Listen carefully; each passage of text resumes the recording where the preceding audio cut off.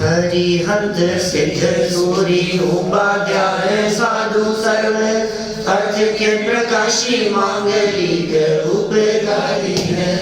तिनको स्वरूप जान रागते वही जो भक्ति काय को नमाई स्तुति को उचारी है। धन्य धन्य तिन्हीं ते काज सब आज भय कर जोड़े बारे बारे वंदना हमारी है। मंगल कल्याण सुख है सो हम चाहते हैं, हो मेरी ऐसी दशा जैसी तुम धारी है। हो मेरी ऐसी दशा जैसी तुम धारी है। हो मेरी ऐसी दशा जैसी तुम धारी है। क्षत्र चूड़ामणि नामक ये ग्रंथ जीवनधर स्वामी संसार, शरीर और भोगों की असारता का विचार करते हुए वर्तमान में प्राप्त अपने संयोग और परिस्थितियों की दुर्लभता की चर्चा कर रहे हैं। कितना दुर्लभ है इन सभी का पावना जो मिल गए हैं हमारे को संयोग। भव्य पना, कर्म भूमि, मनुष्य पर्याय, निरोग शरीर, उत्तम कुल, ओ एक से बढ़कर एक है ये सब। इन सभी का प्राप्त करना महाभाग्य से होता है और हमें ये सब चीज़ें प्राप्त हो गई है। लेकिन जगत का स्वरूप ही ऐसा ही है कि जो चीज़ प्राप्त हो जाती है उसकी कीमत नहीं रहती। जब तक कोई वस्तु मिलती नहीं है तब तक उसकी वैल्यू समझ में आती है। अरे मिल जाए, काश मिल जाए, काश काश काश ऐसा हो जाए हो जाए। तो वो काम हो गया, वो वस्तु मिल गई, पदार्थ मिल गया, संयोग मिल गया तो कीमत खत्म। अब क्या है, हाँ ठीक है, तो क्या है, ठीक है। अच्छी गाड़ी चाहिए हमारे को, और अच्छी गाड़ी यदि नहीं है तब तक तो चाहिए चाहिए चाहिए, और जब आ गई तो फिर ऐसा अब क्या है, ठीक है, हाँ यही अभी तो कोई बात नहीं। टॉप करना है आपको यूनिवर्सिटी में, कॉलेज में, तो ऐसा लगता है कि बस दिन रात लगे रहो उसके पीछे, अब तो करके ही रहेंगे। और फिर हो जाए और उसे 4-6 महीने बीत जाए तो फिर क्या, ठीक है ये तो हाँ हुआ था कभी, हाँ हुआ था, क्या क्या है, ठीक है तो बात ही खत्म हो गई। मतलब कुछ नहीं, जनता ऐसा लगता था ये बिजनेस ऐसा सेटल हो जाए हमारे, ये हो जाए, इस पार्टी से हो जाए, ये हो जाए, एक बार बिजनेस को इतना पहुंचा दें। फिर आज आपसे पूछे अरे अब क्या है, ठीक है सब छोड़ जा दिया, सब खत्म हो गया, अब क्या करें। बोलो कैसा लगता है ये सब निर्जीव है। सब नहीं सोचते थे आप, बस ये बैंक की जॉब लग जाए, ये ऐसा हो जाए, ये पोस्ट मिल जाए, है ये प्रमोशन हो जाए। आज हाँ ठीक है अब तो सब रिटायर हो गए, अब तो सब छोड़ दिया, क्योंकि मतलब नहीं क्या है स्थिति। ये जगत का स्वरूप है इसी तरह का। जो वस्तु हमें प्राप्त नहीं हुई है उस वस्तु को प्राप्त करने के लिए दिन रात एक करते रहता है, और जो वस्तु प्राप्त हो चुकी है फिर उसकी कीमत नहीं समझता। अरे भाई ये जगत के संयोग, ये जगत के पदार्थ तुझे अनंत बार प्राप्त करके छोड़े हैं, उनमें कुछ दम नहीं है। लेकिन जिस स्थिति में आज पहुंच गए हैं, अब यहाँ से मोक्ष मार्ग जीवन में प्रकट करना सिर्फ एक कदम की दूरी पर है। अगला कदम है सब सिर्फ एक कदम की दूरी पर। और अब ये काम नहीं हुआ तो सुन, ये नीचे से चढ़ते चढ़ते चढ़ते, दीपेश जी कहाँ से चढ़े हम लोग? निगोद से। निगोद से 2 इंद्रिय, 3 इंद्रिय, 4 इंद्रिय, असैनी पंचेंद्रिय। अब सैनी पंचेंद्रियों में नारकी नहीं, त्रियंच नहीं, देव नहीं, मनुष्य गति की प्राप्ति, फिर और उसके ऊपर चलो आगे जैन कुल, और फिर सारे 5 इंद्रियों की अनुकूलता, सब संयोगों की अनुकूलता, सब बिल्कुल स्वस्थ शरीर, फिर जिनवाणी सुनने का अवसर, ये मंदिर, संयोग, समागम, सब कहाँ तक आ गए सब? आप समझ रहे हो? ये सब चढ़ते चढ़ते चढ़ते यहाँ तक पहुँच गए। अब एक कदम की दूरी है मोक्ष मार्ग प्रकट करना। ये नहीं हुआ तो फिर नेक्स्ट क्या है? फिर डाउन। व्यक्ति चढ़ते चढ़ते चढ़ते चढ़ते यदि शिखर तक पहुंच गया है जैसा, तो फिर अब बतलाओ अब आगे क्या होना है? अभी इतना पहुंच जाने के बाद अभी फिर टॉप पर पहुंचने का अब तो ढलान ही है ना, या तो इधर उतरे कि इधर उतरे। अब सोच लो क्या करना है, कोई भरोसा नहीं है। 99 पर पहुंच करके कितनी दूरी है, ऊपर देवगति में चले जाए, 31 सागर तक की आयु भी हो जाए, लेकिन उसके बावजूद भी संयम नहीं है। देखो क्या कह रहे हैं यहाँ, संयम भी नहीं है, वो स्थायी भी नहीं। हाँ, वो स्थायी भी नहीं है, वो चीज़ परमानेंट भी नहीं। ये जो क्रम यहाँ बतलाए हैं, इसी तरह के बहुत सुंदर क्रम की चर्चा दादा ने की है बारह भावना में। बहुत ही सुंदर लाइनें हैं। क्या लिखा उन्होंने, नर देह उत्तम देश शुभ, नर देह है क्या लिखा हुआ, नर देह उत्तम देश शुभ, उत्पूर्ण आयु शुभ आजीविका। सुनना, वापस सुनना, क्या लाइन बोलिए, नर देह उत्तम देश पूर्ण आयु शुभ आजीविका, दुर्वासना की मंदता परिवार की अनुकूलता, सत सज्जनों की संगति, सत धर्म की आराधना, है उत्तरोत्तर महादुर्लभ आत्मा की साधना। कितनी बातें कही है, अब जरा फील करना अपने आप को। नर देह उत्तम देश, नर देह मिली लेकिन बांग्लादेश में जाके जन्म ले लिया, नर देह मिली लेकिन पाकिस्तान में जन्म ले लिया, अफगानिस्तान में जन्म ले लिया, नर देह मिली लेकिन न मालूम कौन से देश में जाकर के जन्म ले लिया। अरे भाई साहब, ये भारत देश में जन्म लेना भी अपने आप में बड़े भाग्य की बात है। क्या कितनी सुंदर लाइन है, मतलब क्या सोच सोच करके लिखी है। देश के प्रति कैसे बहुमान की भावना भी जागृत हो रही है। नर देह उत्तम देश, उत्तम देश, और मैं यदि और कहूं तो मैं ये कह सकता हूं उत्तम देश में उत्तम नगर। क्या उत्तम मंदिर वास्तव में ये सब बहुत दुर्लभ है। ये चीज आज परदेश में किसी जगह पर जाकर के जन्म ले लेता, जहाँ क्रिश्चियन या दूसरे धर्म संप्रदाय दूसरे लोगों के बीच में, तो क्या होता बतलाओ, कुछ नहीं। जैन मंदिर नहीं है, जैन धर्म नहीं है, जैनी लोग मांसाहार करने वाले सब ऐसे सब दिखाई देते। अब बोलो क्या है। इस देश में भी यदि जन्म लेता और मान लीजिए कहीं यूपी बिहार में कहीं किसी जगह पर जाकर के, किसी ऐसी जगह पर जहाँ कुछ नहीं है, अरुणाचल मेघालय में ले लेता, हाँ अरुणाचल में, मेघालय में, जगहों के ऊपर कहीं हिंदुस्तानी है वो तो कुछ नहीं। अभी यहाँ आ गए। शांति से हाँ, विदेश की महिमा बहुत आती है। फिर भी क्या करें, वो तो कहते हैं ना, जो चीज दूर है, जो चीज सहज गम में नहीं है, उसकी महिमा आती है। क्या उन लोगों को देश की महिमा आती है। मैं जब जाता हूँ जगह जगह दुनिया भर में, तो लोगों को देश की महिमा आती है। अभी दुर्लभता बतला रहे हैं। नर देह उत्तम देश पूर्ण आयु, पूर्ण आयु, पूर्ण आयु, पूर्ण आयु साहब, पूर्ण आयु का मतलब समझ गए आप, अपर्याप्त तक नहीं है। पूर्ण आयु का मतलब समझ गए आप, गर्भ में नहीं मर गया। पूर्ण आयु का मतलब जन्म हो गया, 2-4 साल का होकर के नहीं मर गए, 25, 30, 40, 60, 70, 80 तक के दिख रहे हैं यहाँ पर सब लोग। ये पूरी आयु मिल गई ना आपको, 70-80 साल की हो गई अब उम्र। अब क्या बाकी रह गया है, मुझे बतलाइए। आप ऐसा फील नहीं, अब साहब अब तो अब इससे ज्यादा और क्या, ठीक है, पूरी आयु मिल गई हमारे को, सब भोग ली हमने। यहाँ तो 40 से ऊपर वाले दिख रहे हैं सब। तो छुट्टी के दिन आते हैं बच्चे, 40 से कम भी है। चलो, तो क्या कह रहे हैं, नर देह उत्तम देश पूर्ण आयु शुभ आजीविका, शुभ आजीविका मिलना। देह मिल गई, नर देह, उत्तम देश, पूर्ण आयु और शुभ आजीविका। आजीविका भी है, रोटी की कमी थोड़ी नहीं किसी के घर में, सब सुविधाएं हैं, कोई बेरोजगार नहीं है यहाँ, सब संपन्न है।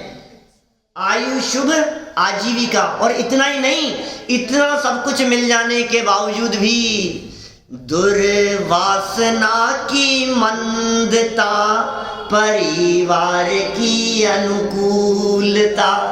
बोलो, ये उनसे भी कठिन है। ये कितना कठिन है। दुर्वासना की मंदता, ये सबसे कठिन है।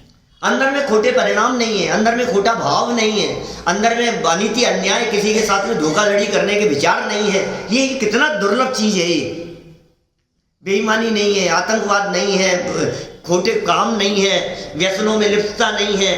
दुर्वासना की मंदता और परिवार की अनुकूलता। परिवार की अनुकूलता भी मिलना। बोलो, आपको परिवार की अनुकूलता ना मिले तो आप आ सकते हैं क्या यहाँ? कोई जरूरत नहीं है। आखिर उपकार मानना चाहिए मास्टर साहब, इसमें बहुत बड़ा उपकार है मास्टर जी का। आपको रोकते तो नहीं है कम से कम, अब उपकार है कि नहीं साहब आपको? बोलो, खुद आए चाहे नहीं आए, लेकिन रोकते नहीं है। ये बहुत बड़ी चीज है। परिवार की अनुकूलता, माने इस अनुकूलता के बिना आप धर्म साधन करने के लिए प्रवृत्ति करो और कर पाओ, यह अनुकूलता का काम है। मन्ना लाल जी साहब कितनी बातें कह दी है। बोलो, तो ये दुर्लभ, बहुत ही दुर्लभ भावना की चर्चा। अरे हमें पता नहीं है हम जिस पोजीशन पर आकर के खड़े हो गए हैं ये कितना कितना कितना दुर्लभ है, इसका अंदाजा नहीं है हमारे को। वापस लाइनें याद हो जानी चाहिए। क्या क्या कहा? नर देह उत्तम देश पूर्ण, आयु शुभ आजीविका, दुर्वासना की मंदता, परिवार की अनुकूलता। इतना ही नहीं, परिवार तो अनुकूल था ही, सत सज्जनों की संगति। अब परिवार में तो सब अनुकूलताएं थी, लेकिन सत सज्जनों की संगति, ये सबसे कठिन। सज्जनों की संगति नहीं मिल रही। परिवार तो सब अनुकूल है, लेकिन जिनकी संगति में उठते बैठते हैं वे सज्जन नहीं है। सज्जन कौन? धार्मिक भावना वाले। सज्जन कौन? आराधना के मार्ग में लगे हुए जीव, वे सब सज्जन हैं। वापस शुरू से बोलता हूं, एक एक स्टेप बढ़ते जा रहे हैं कदम कदम पर। नर देह उत्तम देश पूर्ण, आयु शुभ आजीविका,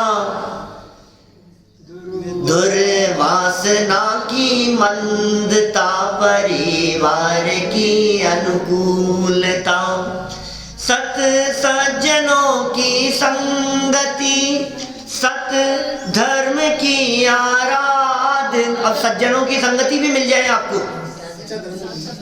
सज्जनों की संगति मतलब खोटे मार्ग पे नहीं लगे हुए हैं, ऐसे दोस्त ईमानदारी के रास्ते पर चलते हैं, उनकी संगति भी मिल गई आपको। ऐसे बापू मिल गए जगत में जो आपको कुछ ना कुछ मंद कषाय का उपदेश देते हैं, लेकिन सत्य धर्म की आराधना स्वयं को करनी पड़ेगी। अब बोलो, वो मिल गया आपको।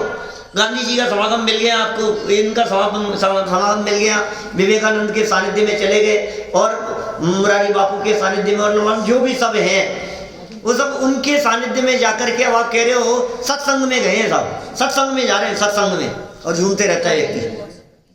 लेकिन क्या कह रहे हैं? सत्संग के बाद में भी क्या कह रहे हैं आगे? सत्य धर्म की आराधना। ओहो, सच्चा धर्म मिल जाना, बड़े भाग्य से हमको मिला सत्य धर्म। क्या ये सत्य धर्म, ये सच्चा धर्म, ये वास्तविकता की बात करने वाले लोग, ये चर्चाएं जिनमें किसी तरह का कोई लाभ लपेट नहीं है, जिनमें किसी तरह की कोई अपेक्षा नहीं है, जिनमें किसी तरह का कोई दबाव नहीं है, जिनमें किसी तरह का कोई प्रलोभन नहीं है। टोडरमल जी साहब ने लिखा, वक्ता के स्वरूप में वक्ता निर्लोभी होना चाहिए। यदि लोभी होए तो वस्तु स्वरूप का यथार्थ प्रतिपादन कैसे करे? बोलो, लोभी गुरु लालची चेला, दो नरक में ठेलम ठेला। तो ये यदि ये लोभ वर्तता है अंदर में, तो फिर तो कैसे कदम बढ़ा पाएगा मोक्ष मार्ग में? बोलो, तो कितनी बात सत्य धर्म की आराधना, सच्चे धर्म की आराधना करने का ये जो प्रसंग बन गया है। और फिर आगे कहते हैं भाई महान दुर्लभ है सात्विक। क्या वापस देखो कहा क्या क्या बोल दिया साहब, जो बोल दिया वो लाइन सुनाता हूँ वापस।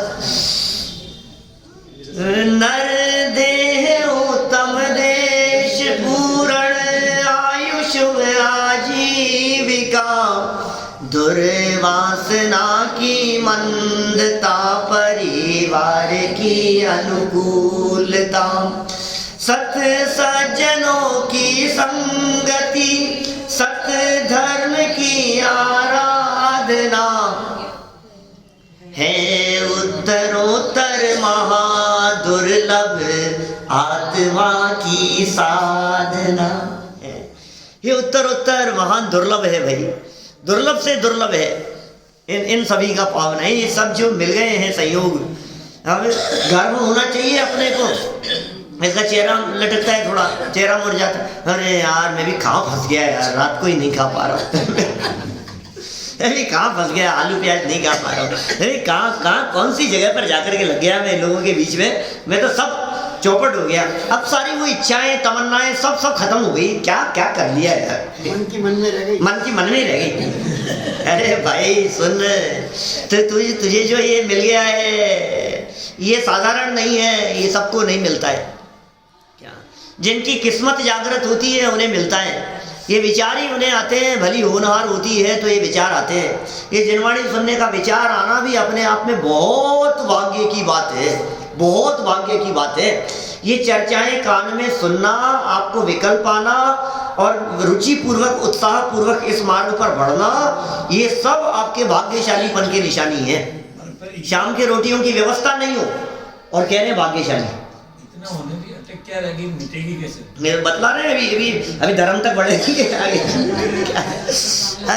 अभी बोधी दुर्लभ, अभी तो दुर्लभता ख्याल में आए तो कीमत समझ में आती है, और कीमत समझ में आए हमारे को तो फिर उसकी तरफ व्यक्ति अट्रैक्ट होता है। ऐसा है, ऐसा है, ऐसा क्या है, ये ऐसा क्या है कि इतना दुर्लभ है। तो ये दिखा रहे हैं, देखो यहाँ तो वापस हो गई ये सारी लाइनें, याद हो गई होगी ना सब अब तक, तो सात्विक हुई क्या? कितने स्टेप, अरे क्या बात कर रहे हैं आप, बहुत आसान है। नर देह उत्तम देश, नर देह उत्तम देश पूर्ण आयु शुभ आजीविका। नर देह उत्तम देश पूर्ण आयु शुभ आजीविका, पहली लाइन हो गई। फिर दूसरी, दुर्वासना की मंदता परिवार की अनुकूलता, दुर्वासना की मंदता और परिवार की अनुकूलता। और आगे बढ़े तो सत सज्जनों की संगति, सत धर्म की आराधना, है उत्तरोत्तर महादुर्लभ आत्मा की साधना। क्या कौन सी घड़ी में पंक्तियां लिखी होंगी, कमाल कर दिया ये। इन पंक्तियां आगे पढ़ते जाओ ना आप, अभी पूरी बारह भावना पढ़ो उनकी, भारत जी की लिखी हुई बारह भावनाएं इतनी गजब की है पंक्तियां। माने शुरू से अपन एक एक छंद बीच में से लेते जा रहे हैं, चार चार लाइनें ले रहे हैं, लेकिन 16 लाइनों के अंदर लिखी है चर्चा, एक एक भावना की चर्चा। बड़ी भावना, हाँ 1 घंटे की है। जब कैसेट चलती है ना, म्यूजिक सहित जब कैसेट चलती है तो एक घंटे की लगती है। कौन घंटा लगता है वैसे, कौन घंटा, 1 घंटा, 1 घंटा लगता है, आधा घंटा एक साइड में, आधा घंटा एक साइड में। पुरानी कैसा गजब का चित्रण किया है, खींच दिया पूरा चित्रण।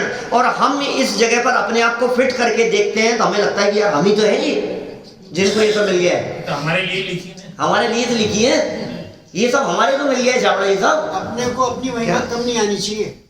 मोहे की महिमा देखो क्या तेरे मन में समाई, तुझे अपनी ही महिमा ने आई, तुझे सबकी ये महिमा तो आई। सबकी महिमा आ रही है मोबाइल की। अरे क्या गजब है भाई तुम्हारे पास, तो क्या चीज है, उनके जो ठाठ हैं उनके मोबाइल की महिमा आ रही है, गाड़ियों की महिमा आ रही है, बंगलों की महिमा आ रही है, सुविधाओं की महिमा आ रही है, इंटरनेट की महिमा आ रही है, टेक्नोलॉजी की महिमा आ रही है, लेकिन अपनी महिमा नहीं आई। सबको तो जाना, सबकी महिमा है, सबकी, और तो और दूसरों की महिमा, पड़ोसियों की महिमा आती है, विद्वानों की महिमा आती है, ज्ञानियों की महिमा आती है, शास्त्रों की महिमा आती है, स्वरूप की, इस स्वरूप की महिमा आ रही है, इन पंक्तियों की महिमा आ रही है। लेकिन इन पंक्तियों में जिस गायक का स्वरूप बताया है उसकी महिमा नहीं आती है। क्या करें, हो गई सब, याद हो गई, चलो आगे बढ़ते हैं अब अपन। इन सब चीजों का एक साथ मिल गए हैं, सब अपने को एक साथ मिल गए हैं। देखिए, यदि ये पूर्ण आयु भी मिलती और देश नहीं मिलता, अच्छा देश और अच्छी आयु भी मिलती और परिवार नहीं मिलता, अच्छा परिवार भी मिलता और संगति नहीं मिलती, अच्छी संगति मिल गई और परिवार नहीं मिला, सब लगाओ, सब एक दूसरे के साथ में जुड़ी हुई चीजें, कहीं ना कहीं इन सब उत्तरोत्तर दुर्लभ में से एक आध चीज भी कमी हो गई। और ये सब मिल जाते, मैं आपसे पूछता हूं, सत्संगति की संभावना, उत्तम देश, उत्तम आयु, परिवार की अनुकूलता, धन वैभव संपत्ति, परिवार सब कुछ, क्या हमारे इस जिन मंदिर के आस पड़ोस में रहने वाले लोगों के पास में नहीं है क्या? बताओ। लेकिन दूर दूर से तो आ जाते हैं आप, कितने किलोमीटर होगा, 5-7 किलोमीटर होगा, तो गाड़ी में बैठने के बाद में क्या दूरी मतलब? नीरज जी साहब, कितना, 4 किलोमीटर के आसपास तो है, 4-5 किलोमीटर, 5 किलोमीटर है, बोलो आप देखो कहाँ से, मन्नालाल जी साहब कितना दूर से हैं, 3.5 किलोमीटर से। अभी मेरा कहने का मतलब, इतना दूर दूर से जैन साहब हैं, दीपेश जी हैं, सब दूर दूर से आ रहे हैं, अभी तो दूर से ही आ रहे हैं। लेकिन मेरा कहने का मतलब ये है, इतना दूर दूर से हम आ सकते हैं, रुचिवान आ सकते हैं, लेकिन पड़ोस में रहने वाले जो लोग हैं, बोलो उनको ये सब है या नहीं है? तो फिर क्या कमी रह गई है? अंदर में रुचि, अंदर में रुचि नहीं है। अब बोलो, अब ये चीज नहीं होवे और सारे संयोग मिल जावे तो क्या क्या काम का है? बोलो, सब दूरी दूर से आते हो ऐसा नहीं है, पास वाले भी हैं पास वाले भी बहुत सारे हैं। तो इसलिए आप तो इसके बारे में सिर्फ विचार चिंतन करो कि भाई ये रुचि कहाँ से लाएगा, ये संयोग भी मिल गए तो।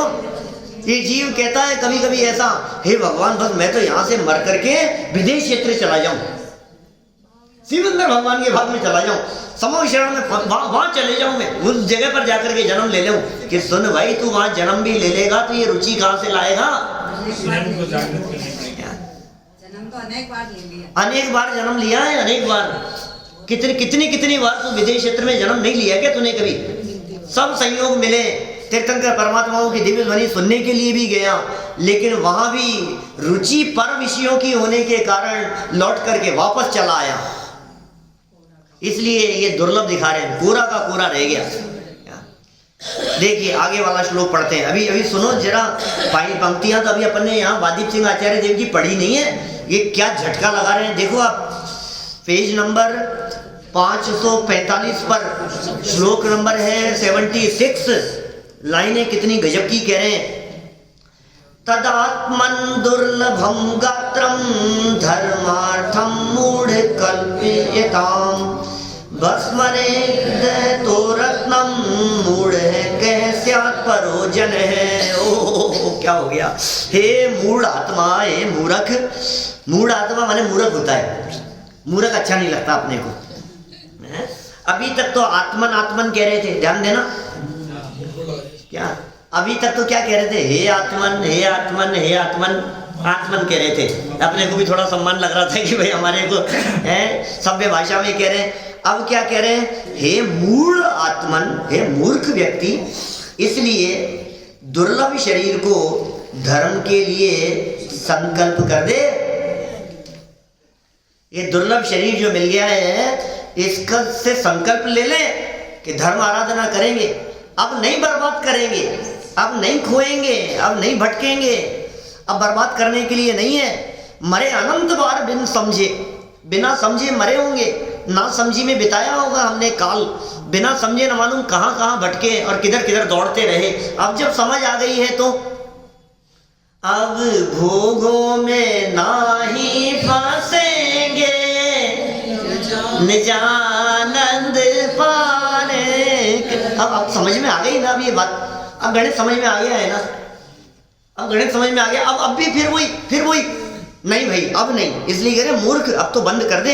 देखो भाई, निश्चय से भस्म के लिए रत्न को जलाने वाले पुरुष की अपेक्षा दूसरा कौन मनुष्य मूर्ख है। ओ क्या उपमा दे। राख चाहिए बर्तन मांजने के लिए, बर्तन साफ करने के लिए, क्या करूं, मिल नहीं रही है बर्तन साफ करने, और बाप दादाओं की संपत्ति है और अभी दरिद्रता है, नौकर चाकर रख नहीं पा रहे हैं। क्यों? क्योंकि रत्न रखे थे घर में, उनकी कीमत पहचानी नहीं, वो समझ में नहीं आई कि ये रत्न कितने कीमती है। अब कुछ मिल नहीं रहा है और राख बाजार से खरीद करके लाने के लिए पैसे नहीं है क्या, तो अब क्या करें कि ये पड़े ना रत्न, ये क्या है, ये टुकड़े ये कंचे जैसे दिखते हैं क्या, ये बेकार, इनको जला दो, तो उनको जला करके राख बनाता है। अब बोलो इससे बढ़कर मूर्ख कौन होगा। ये मनुष्य जीवन जो हमारे को मिल गया है, इस मनुष्य जीवन को प्राप्त करके तू क्या कर रहा है भाई, राख बनाने का काम कर रहा है। ऐसे ऐसे उदाहरण दिए हैं, तू कौवे उड़ाने का काम कर रहा है। एक व्यक्ति समुद्र के किनारे प्रातः काल का समय और जाकर के उदास बैठ गया और समुद्र की तरफ देखे जा रहा है, और अचानक बैठे बैठे नदी किनारे बैठे बैठे उसका हाथ कहीं ऐसे पड़ा और कहीं कुछ गोल गोल से पत्थर जैसे दिखे, और सोचे जा रहा है, विचार मग्न है, और एक एक पत्थर को उठा उठा करके समुद्र में फेंक रहा है, उठा उठा करके फेंक रहा है। और अचानक दूर से आवाज आई, अरे भाई साहब क्या कर रहे हो, क्या क्या क्या कर रहा हूं कि ये रत्न भरे थे इस थैली में। ओ रत्न थे, मैंने तो ध्यान ही नहीं दिया, लो ये क्या, ये तो आखिरी बच्चा है। अब रोने बैठ गया, अब क्या करें सर, उसकी गलती तो नजर आती है, अभी वही तो उसकी गलती तो नजर आए, अभी एक बच्चा है, अब ये रोने बैठ गया। और मैं क्या, मेरी तो किस्मत कैसी, देखो आप, मैं इतना नुकसान खा करके बैठा था, बिजनेस में इतना नुकसान हो गया था, और यहाँ आकर के टेंशन में आकर के बैठा था, और वो नुकसान ही नुकसान घूम रहा था। कितना लॉस हो गया, कितना नुकसान हो गया, अब मैं कैसा हूँ, अभागा हूँ। इतने रत्नों से भरी हुई पूरी थैली मिली मुझे, और सब फेंक दी मैंने, सब गंवा दिए मैंने, और ये इन्होंने आवाज लगा दी, ये भी बस ये जा ही रहा था, क्या करूँगे, तो बहुत किस्मत खराब है मेरी। तो ये सुनो, वो जो सज्जन आया उसने कहा कि भाई जितने फेंक दिए वो तो गए, लेकिन ये जो तेरे हाथ में बच गया है ना, ये भी इतना बहुमूल्य है कि तू इसकी कीमत समझ ले वे, तो तेरा सारा रोना मिट जाए। अब तुझे चिंता मत कर, बीती ताही विसार दे, आगे की सुध ले, बीती हुई बात को भूल जा। अरे साहब मैंने कहाँ काल बिता दिया, इतना दुर्लभ मनुष्य जीवन था, मुझे तो पता ही नहीं था। आपको पता नहीं है पंडित जी, हमने कैसे कैसे काम किए हैं, हमने क्या किया है, हमने कैसे काल बिताया है, हमने क्या क्या दंड फंद नहीं किए हैं, हम ही जानते हैं हमारा जीवन कैसा बीता है। कोई बात नहीं, भूल जा, हो गया ना। अरे नहीं नहीं, सारा जीवन खराब कर दिया हमने तो, अब 70 साल की उम्र हो गई या 75 साल के हो गए, अब क्या करें, सारा जीवन खराब हो गया।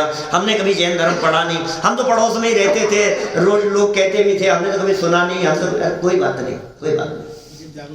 अब अभी तेरे पास में है ना कुछ समय, अभी एक रत्न बच गया है, अभी बचे हुए रत्न की कीमत समझ ले।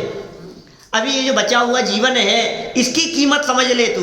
यदि तुझे इसकी बचे हुए की भी कीमत समझ में आ गई, तो ये बचा हुआ भी इतना है कि सारे पुराने किए हुए कर्मों को सबको धो डालेगा, और नए सिरे से जिंदगी की शुरुआत होकर के मोक्ष मार्ग प्रकट हो जाएगा।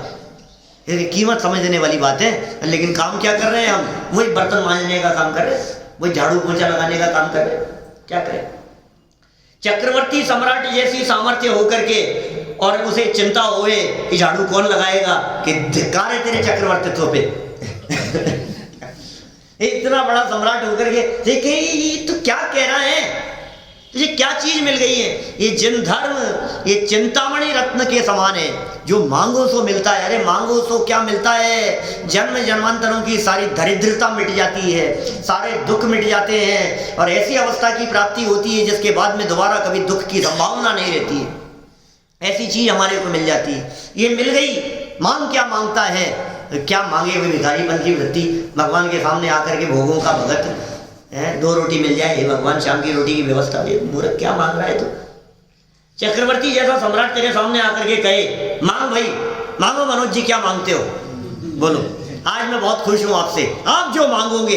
इतने खुश हैं कि वो सारा साम्राज्य आपको देने के लिए तैयार है। बोलो क्या मांगते हो? मास्टर साहब ठंड बहुत है यार, एक जैकेट दिला दो।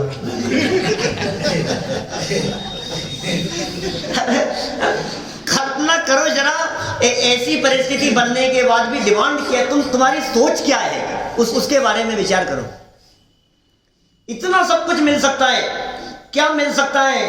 ये कह रहे हैं यहाँ पर, जिस दुर्लभता को बतला करके जो चीज दिखाना चाह रहे हैं, तुम्हें वो मिल सकता है जो देने वाले के पास भी नहीं है। तुम्हें वो मिल सकता है जो देने वाले जैसा बना सकता है। अरहंत आदि से प्रयोजन की सिद्धि में लिखा, अरहंत जैसा तुम्हें बना सकता है। तुम्हें अरहंत भगवान के पास जाकर के मांगने की जरूरत नहीं है। बोलो, भिखारी हो और वो भिखारी व्यक्ति भीख मांगता हो है, और कभी उसने किसी एक बच्चे की जान बचा ली उस भिखारी ने, वो इतना वो बड़े सेठ का बेटा था जिसकी जान बचाई, उसने कहा कि मांग क्या मांगता है, मैं तेरे से बहुत खुश हूँ, जमीन जायदाद मकान जो तुझे चाहिए, जो तेरे को मांग, तू क्या मांगता है। और ये ऐसा मूर्ख ये कहता है बाबूजी क्या करूं, एल्युमिनियम का कटोरा है, स्टील का दिला दो भीख मांगने के लिए। बोलो, ये हालत नहीं हो रही?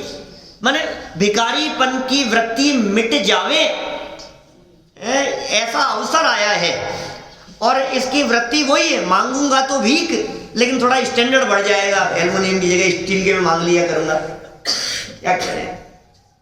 देखो सरल अर्थ पढ़ो, क्या कह रहे हैं? हे आत्मन, ऊपर मूड कहा था, लेकिन ये सरल अर्थ लिखते समय थोड़ी सी सभ्यता बढ़ती है। हे आत्मन, जैसे कोई पुरुष बर्तन मांजने के लिए उपयोगी राख बनाने हेतु, मैंने नीचे नहीं पढ़ा था बर्तन मांजने की बात, मुझे तो खुद को ही निकल रहा है कि शायद बर्तन मांजने होंगे उसको।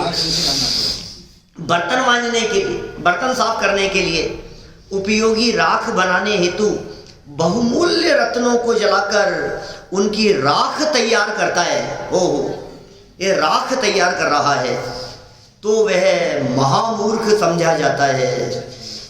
वैसे ही मात्र सांसारिक सुख के लिए ही, बोलो, मात्र सांसारिक सुख के लिए ही इस मनुष्य पर्याय को गंवाना महामूर्खता है। मूर्खता नहीं, महामूर्खता है। महामूर्खता है। किसके लिए, किसके लिए कर रहा है तू? अरे बस यार 2 पैसे मिल जाए, ये हो जाए, बिजनेस अच्छा हो जाए, अच्छी जॉब हो जाए, अच्छा बंगला हो जाए, सारी सुविधाएं तो हैं, बस बच्चा सेटल हो जाए अपना, तो बस इसका ये हो जाए, बस अच्छी बहू आ जाए, बस इसका ये हो जाए, ये सोचता रहता है।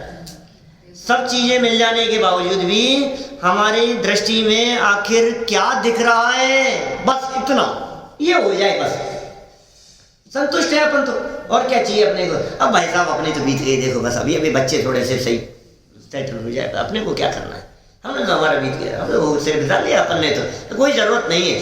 भगवान की दया से सब कुछ है हमारे घर में। क्या भगवान की दया से, भगवान की दया दिखती है। माने कि ये कह रहे हैं भाई साहब तू देख एक बार, ये सांसारिक सुख के लिए, विषय सुख के लिए, बाह्य भोगों के लिए, खान पीन के लिए, इसके लिए तेरा जीवन बिता रहा है। दुर्लभ मनुष्य जीवन के क्षण तेरे ये लड्डू बनाने में बीत रहे हैं। तू सोच तो सही, खाने और खाने की चर्चाओं में बीत रहा है, विकथाओं के अंदर समय बिता रहा है। ये समय कहाँ बीत रहा है भाई? ये समय बीता हुआ वापस नहीं आएगा। ये समय बहुमूल्य धन है जो बिना खर्च किए हुए अपने आप खर्च हो रहा है। प्रति क्षण मृत्यु नजदीक आती चली जा रही है।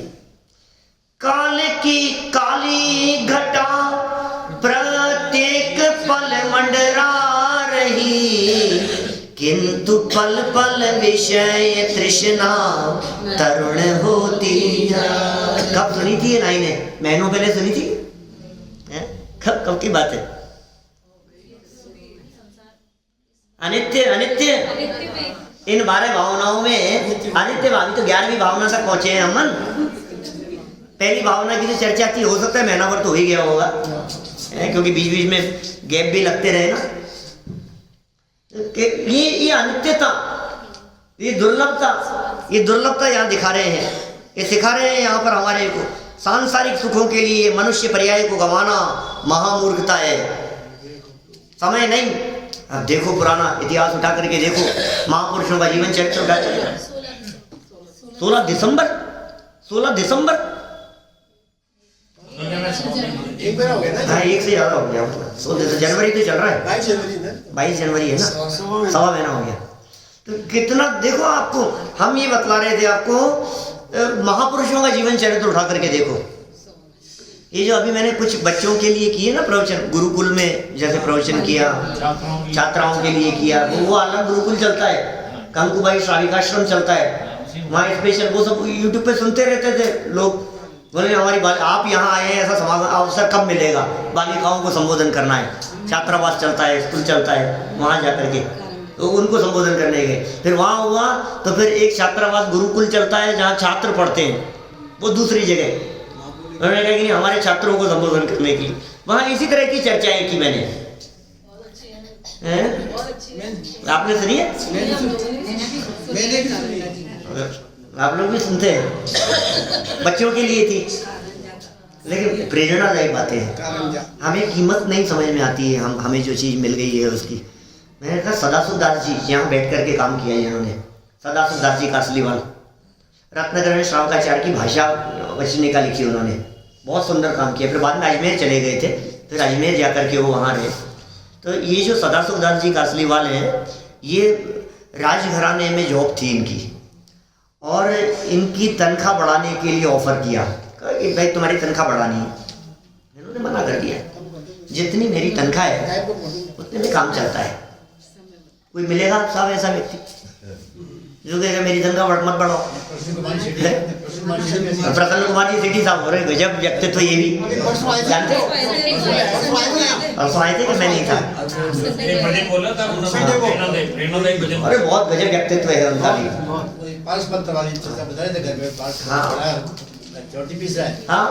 बोलो ऐसे व्यक्ति मना कर दे, मुझे प्रमोशन नहीं चाहिए, मुझे अच्छी तनख्वाह नहीं चाहिए, मुझे ज़्यादा इंक्रीमेंट नहीं चाहिए, है इसमें काम चलता है। वो आग्रह किया कि नहीं आपको जरूरत नहीं है, हमें तो देना है, हमें जरूरत ही नहीं, मेरा काम चलता है, मैं क्या करूँगा, ज़्यादा की जरूरत नहीं है, ऐसे व्यक्ति।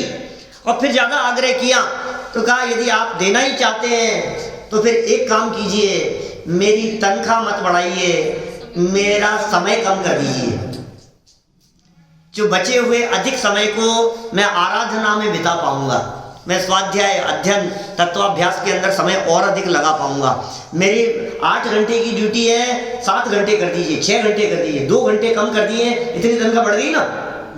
पैसे नहीं चाहिए, काम तो चलता है घर गृहस्थी का, लेकिन ये चाहिए। मिलेंगे आपको ऐसे व्यक्ति? ऐसे को दोनों मिल जाती हैं, दोनों मिल गए ऐसे। बोलो पैसा भी मिल गया, वो भी हो गई, सब चीजें, दोनों चीजें हुई, उनको दोनों चीजें दे दी, समय भी कम कर दिया और पैसा भी दे दिया। कैसे जैन इतिहास उठा करके देखो, महापुरुषों के जयपुर के इतिहास उठा के देखो, चाहे आप वो दीवान रतनचंद जी का हो, दीवान बधीचंद जी का हो, अपने अमरचंद जी दीवान का हो, कि दरोगा साहब का कहो, यहाँ दरोगा जी का मंदिर, टोटल एक से एक महापुरुष हुए हैं यहाँ इस धरती पर। इस धरती ने, जयपुर की धरती ने कितने महापुरुषों को जन्म दिया है, माने गजब के काम किए हैं। दरोगा जी ने हवेली बनाई और राजा साहब को बुलाया, बोलो मालूम है साहब आपको?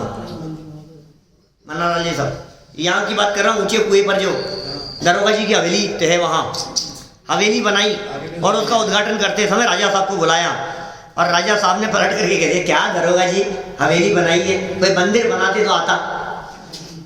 इतना सा वाक्य कहना, क्या इतना सा वाक्य कहना, और उन्होंने अपनी हवेली से बड़ा मंदिर बनाया और बहुत भव्य मंदिर बनाया, और फिर राजा साहब भी आए, दर्शन भी किए और फिर उनके गुणगान भी किए। ऐसे ऐसे व्यक्ति मिलेंगे। भव्य मंदिर है, भव्य मंदिर।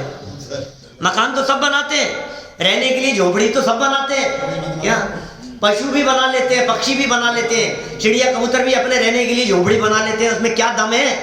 तुम्हें प्राप्त पैसे से यदि तुमने बना लिया तो मंदिर बनाते हैं, क्या? क्योंकि मंदिर सार्वजनिक है, इस पर तेरा अधिकार है। मंदिर आराधना के स्थान है, घर भोग का स्थान है, तो हम जरूर आते हैं। फिर उन्होंने बनाया, कैसे व्यक्ति होंगे बोलो? हमें कोई कह दे बोलो, हम कर सकते हैं ऐसा? गोदिका जी को भी गुरुदेव ने हाँ, गोदिका जी को ऐसा कह दिया गुरुदेव ने, कह रहे गोदिका तो टोडरमल जी के गोत्र का है, कोई टोडरमल जी के नाम से बना स्मारक, ऐसी बात कह दी सोनगढ़ में, इस तरह की बात। पूरन चंद जी गोदिका जयपुर के सेठ बोलो, और वो बात उनको लगी और उन्होंने इतनी विशाल जगह पर बापू नगर में टोडरमल स्मारक, पूरा अपने ही द्रव्य से, अपनी ही जमीन, अपने ही कंस्ट्रक्शन, सब कुछ अपना, और सब ट्रस्ट के नाम कर दिया। संचालन भी अपने खर्चे से किया, बोलो, संचालन खुद के खर्चे से किया, बहुत वर्षों तक, कभी नाम नहीं लिखा है, और एक जगह नाम नहीं मिलेगा आपको। बोलो, आप सोचिए ऐसे ऐसे लोग इस धरती पर हुए हैं। तो हम ये कह रहे हैं यहाँ भाई कि तू कहाँ काल गंवा रहा है। एक वो व्यक्ति जिनको आजीविका नहीं चाहिए, एक वो व्यक्ति जिनको पैसा नहीं चाहिए, एक वो व्यक्ति जिनको सिर्फ धर्म आराधना के लिए समय बिताना है, और एक हम कि हम भागे जा रहे हैं, भागे जा रहे हैं, भागे जा रहे हैं। तो कब तक? कमी कोई नहीं है, लेकिन वहाँ शक्ति मिटती नहीं, बस क्या करो, और चाहिए और चाहिए और चाहिए। ऐसे ऐसे लोग दिखते हैं जो ये कहते हैं कि हमें कितना भी हो, हमें बाहर नहीं जाना, हम क्या करेंगे वहां जाकर के, हमारा धर्म छूटता है, हमारा ये छूटता है, ये सुविधाएं छूटती है। पिताजी के पास में बहुत सारे ऑफर थे बाहर जाने के लिए, आजीविका की दृष्टि से मना कर दिया, हमें नहीं जाना घर छोड़, यहाँ से जयपुर से नहीं जाना, हमें यहीं रहना है। यहाँ जो स्वाध्याय का जो अवसर मिलता है, संतोष जी शाही जी साहब के जो व्याख्यान, हमें नहीं जाना। यहाँ जो एक बार जो धारा ढल गई है, हमें इस धारा को छोड़ करके दूसरी जगह जाए हम, क्या मिलेगा, क्या होगा, नहीं करना हमारे। ऐसे ऐसे ऐसे क्या क्या मिलती है बोलो स्थितियाँ। अब सोचना जरा, कहाँ गंवा रहा है काल? भोगों में, टीवी में, मोबाइल पर, दोस्तों के बीच में। अरे पुराने दोस्त यदि मिल जाए तो रात भर बैठ करके गप्पे लड़ाता रहे, बोलो रात में 2-3 कब बज गए पता ही नहीं लगा। पुरानी बातें याद कर रहे थे, कॉलेज के दिनों के समय किस्से सुना रहे थे, क्या काल बिता रहे थे यार। एक वो दिखते हैं हमारे को जम्बू स्वामी जैसे, बोलो उन्होंने पूरी रात कहाँ बिताई और हमको तत्व चर्चा में, क्या ये तत्व चर्चा के लिए समय है तेरे पास में? कितना समय है? समय बहुत कम है, क्या पता विघ्न बहुत है, क्या पता कौन सी घड़ी एकदम खत्म हो जाए झटके से। अनंत शास्त्रम बहुलश्च विद्या अल्पश्च कालो बहुविघ्नताच यत्सारभूत तदुपासनीयं हंसो यथा क्षीरमिवं बुध्यात्। ओ क्या कह रहे हैं भाई साहब?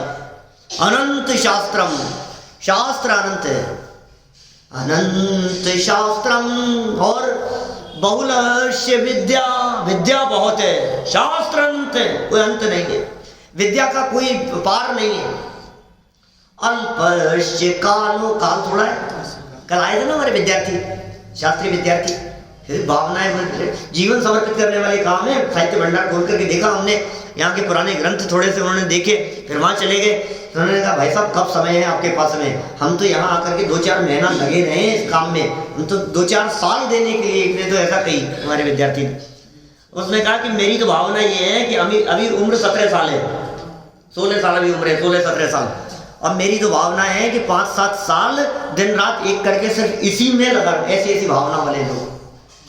अमन है एक विद्यार्थी, उसने कहा कि मैं तो 22-25 मेरे तो कोई दूसरा विकल्प नहीं है, सिर्फ यही इसी के अंदर लगे रहे, इसी काम में। अपने ऋषभ चर्चित जैसे विद्यार्थी, ऐसी भावना वाले लोग हैं बहुत सारे, होती है भावना।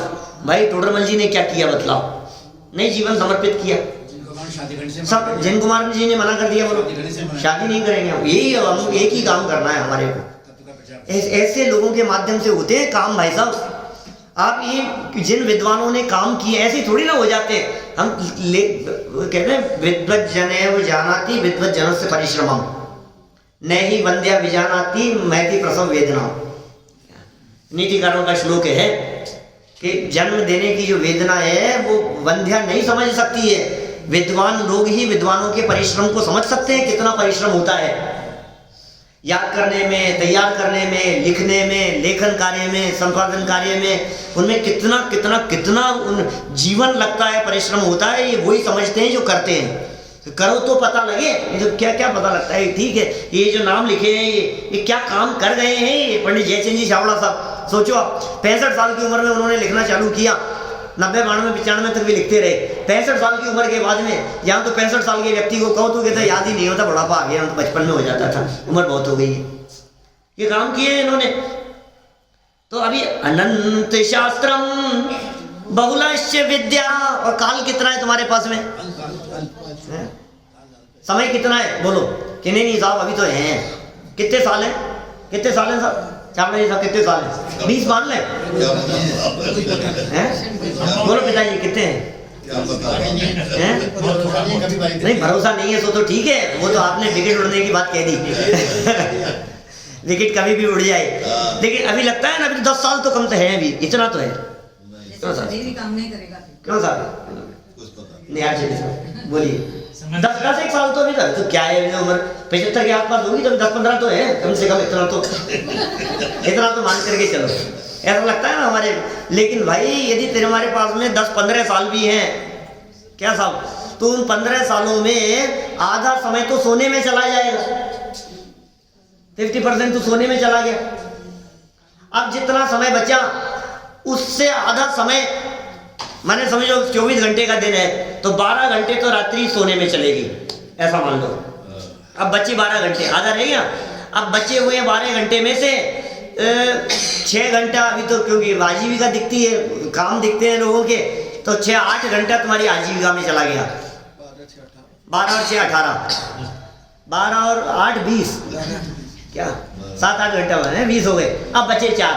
अब इन 4 के अंदर तुम्हें खाना भी है, तुम्हें नहाना भी है तुम्हें अपने लौकिक भी कार्य साधने, तुम्हें उनसे मिलने जाना है, तुम्हें उनकी शादी में जाना है, उनकी बर्थडे पार्टी में जाना है, उसकी एनिवर्सरी है, उसका ये आज उसके तीये की बैठक है, आज उसके घरों में जाना है, आज उसके यहाँ ये कार्यक्रम है, इनमें जाना है। अब ये जो तेरे जो जंजाल लगे हुए हैं इसका क्या होगा? अब कितना टाइम बच गया है? 1 घंटा यदि रोज का निकाले, 3 घंटे भी यदि रोज के निकाले मान ले, तो 3 घंटे रोज के निकालने पर वीक में 1 दिन निकलता है क्या? 8 दिन में 24 घंटे निकलेंगे ना, 8 दिन में 1 दिन निकल रहा है ना। इसका मतलब बचे हुए जिंदगी का 8वां भाग इतना सा काल बचा है रोजाना की रूटीन लाइफ के हिसाब से। 10% 12% बोलो 10% 12%। अब कितना सा समय है? अनंत शास्त्रम बहुलश्च विद्या अल्पश्च कालो, काल कम है और बहु विघ्न बाधाएं बहुत हैं। क्या आज बच्चे की तबीयत खराब हो गई, अस्पताल लेकर के भाग रहे, आज उसका ये हो गया, अरे ये हॉस्पिटल में एडमिट, अरे दूसरों की तो छोड़ो अपने भी तो विघ्न आ जाते हैं दुनिया भर के। उसमें क्या होगा? मेहमान आ गए 3 दिन के, बच्चे की शादी है, भाई साहब के बच्चे की शादी है, चाचा जी के यहाँ शादी है, 5 दिन खराब हो गए हमारे, तो अब क्या करो बोलो? बहुविघ्नताचे। इसलिए आचार्यों ने कहा है यत्सारभूत तदुपासनीयम।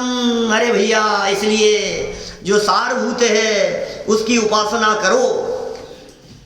हंसो यथा क्षीरमिवाम्बुध्यात्। हंस जिस तरह से दूध का ग्रहण कर लेता है और जल को छोड़ देता है, इसी तरह से तुम अपने बचे हुए शेष जीवन को धर्म आराधना के अंदर बिताओ। अंतिम लाइन पढ़ लो यहाँ, कि इस मनुष्य पर्याय को गंवाना महामूर्खता है। नर देह का उपयोग तो धर्म की प्राप्ति के लिए करना ही युक्ति संगत है।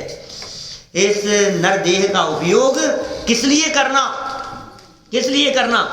बोले धर्म प्राप्ति के लिए, धर्म ग्रहण करने के लिए, धर्म अंगीकार करने के लिए। धर्म अंगीकार करने के लिए का अर्थ सच्चे सुख की प्राप्ति के लिए इस देह का उपयोग करना। हम सभी इस दुर्लभता को समझकर अपने मनुष्य जीवन को सफल सार्थक करेंगे। इसी भावना से मैं बात को यहीं विराम देता हूँ।